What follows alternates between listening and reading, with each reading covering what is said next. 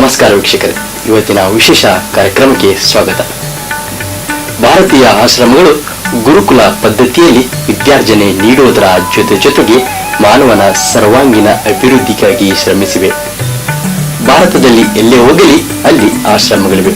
ಈ ಆಶ್ರಮಗಳು ಆಧ್ಯಾತ್ಮಕ್ಕೆ ಮಾತ್ರವಲ್ಲ, ಜನರ ಸ್ವಸ್ಥ ಮನಸ್ಸಿಗೆ, ಆತ್ಮವಿಶ್ವಾಸಕ್ಕೆ, ಆನಂದಕ್ಕೆ, ಪರಿಶ್ರಮಕ್ಕೆ ಒಂದು ದೊಡ್ಡ ಕೊಡುಗೆ. ಈ ನಿಟ್ಟಿನಲ್ಲಿ ಶ್ರೀ ವೀರೇಶ್ವರ ಪುಣ್ಯಾಶ್ರಮ ಪುಟ್ಟ ರಾಜ ಕವಿ ಗವಾಯಿಗಳ ಆಶ್ರಮ ಕೂಡ ಒಂದು.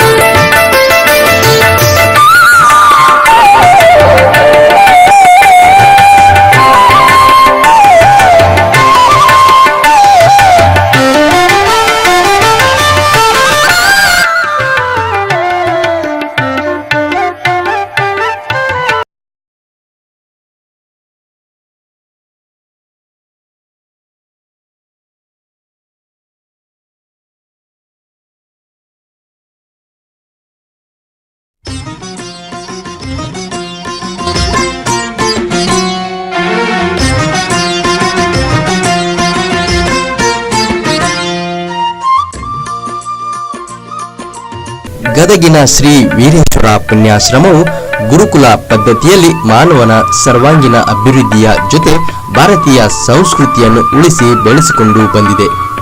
ಸಂಗೀತ, ಸಾಹಿತ್ಯ, ಕೀರ್ತನ, ಪುರಾಣ, ಪ್ರವಚನ, ಕನ್ನಡ, ಹಿಂದಿ, ಸಂಸ್ಕೃತ, ತರ್ಕಶಾಸ್ತ್ರಿಗಳ ಶಿಕ್ಷಣವನ್ನು ಉಚಿತವಾಗಿ ಅಂಧ, ಅನಾಥ, ವಿಕಲಾಂಗ ಮತ್ತು ಬಡ ಮಕ್ಕಳಿಗೆ ಊಟ, ಬಟ್ಟೆ, ವಸತಿಯನ್ನು ಕಲ್ಪಿಸಿ ವಿದ್ಯಾದಾನ ಮಾಡಿ ಸಮಾಜದಲ್ಲಿ ಉತ್ತಮ ನಾಗರಿಕರನ್ನಾಗಿ ಬೆಳೆಸಿ ವಿದ್ಯಾವಂತರನ್ನಾಗಿ ಮಾಡಿ ಅಸಂಖ್ಯಾತ ಸಂಗೀತ ಕಲಾವಿದರನ್ನು, ಪುರಾಣಿಕರನ್ನು, ಕೀರ್ತನಕಾರರನ್ನು, ಕವಿಗಳನ್ನು, ರಂಗಭೂಮಿ ಮತ್ತು ಚಲನಚಿತ್ರ ನಟರನ್ನು ರಾಷ್ಟ್ರಕ್ಕೆ ನೀಡಿದ ಏಕೈಕ ಆಶ್ರಮವಾಗಿದೆ.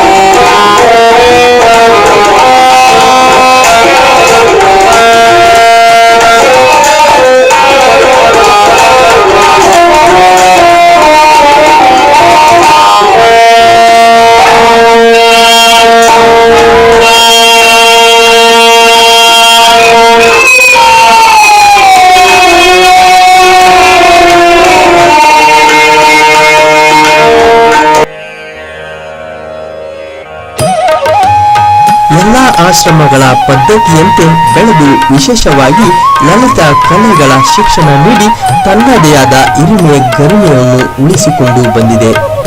ಈ ಆಶ್ರಮದ ರಸ ಋಷಿಗಳೇ ಪಂಚಾಕ್ಷರ ಶಿವಯೋಗಿಗಳು, ಪುಟ್ಟರಾಜ ಶಿವಯೋಗಿಗಳು, ಲಿಂಗೈಕ ಆನಗಲ್ಲ ಕುಮಾರ ಮಹಾಸ್ವಾಮಿಗಳು.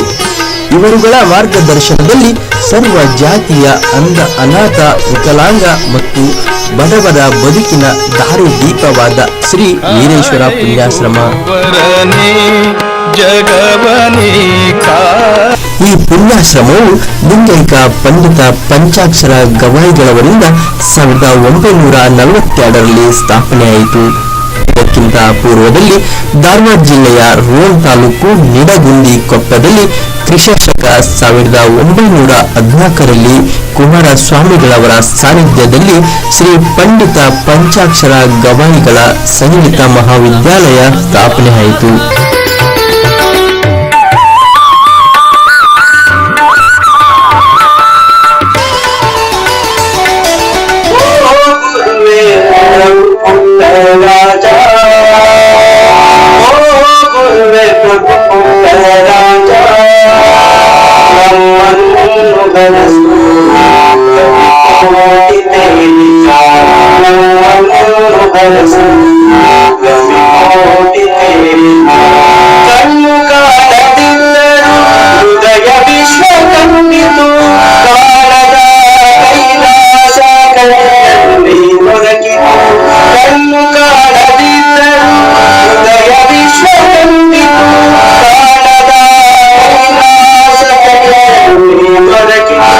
ನಿನ್ನ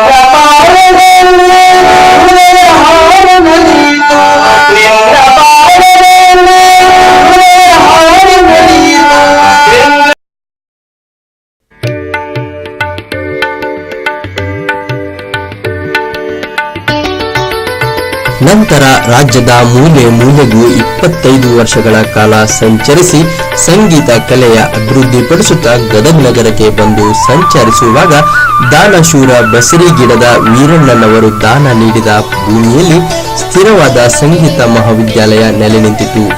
ಅದೇ ಇಂದಿನ ಶ್ರೀ ವೀರೇಶ್ವರ ಪುಣ್ಯಾಶ್ರಮ. ನೀ ನನಗೆ ಗುರುವಾಗಬೇಕೆಂದು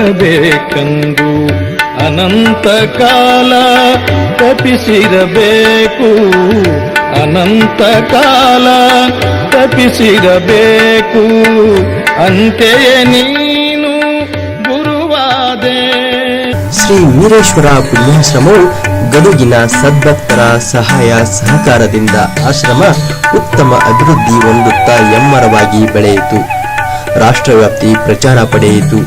ಅಸಂಖ್ಯಾತ ಬಡ ಮಕ್ಕಳಿಗೆ ಬದುಕು ಕಲ್ಪಿಸಿ ಕಲ್ಪವೃಕ್ಷವಾಯಿತು. ಇಲ್ಲಿ ಅಕ್ಷರ ದಾಸೋಹ, ಅನ್ನದಾಸೋಹ, ಸಂಗೀತ ದಾಸೋಹ ಹೀಗೆ ತ್ರಿವಿಧ ದಾಸೋಹಗಳು ನಿರಂತರವಾಗಿ ನಡೆಯುತ್ತವೆ. ಯಾವುದೇ ಸಮಯದಲ್ಲಿ ಹಸಿದವರು ಬಂದರೆ ಪ್ರಸಾದ ಸಿದ್ಧವಿರುತ್ತದೆ. ಸದಾಕಾಲ ಅಂಧ, ಅನಾಥ, ವಿಕಲಾಂಗರಿಗೆ ಮತ್ತು ಬಡ ಮಕ್ಕಳಿಗೆ ಸ್ವಾಗತ ನೀಡುತ್ತದೆ ಈ ಆಶ್ರಮ. ಅದುವೇ ಈ ಆಶ್ರಮದ ನೈಪುಣ್ಯತೆ. ಯಜುರ್ವೇದ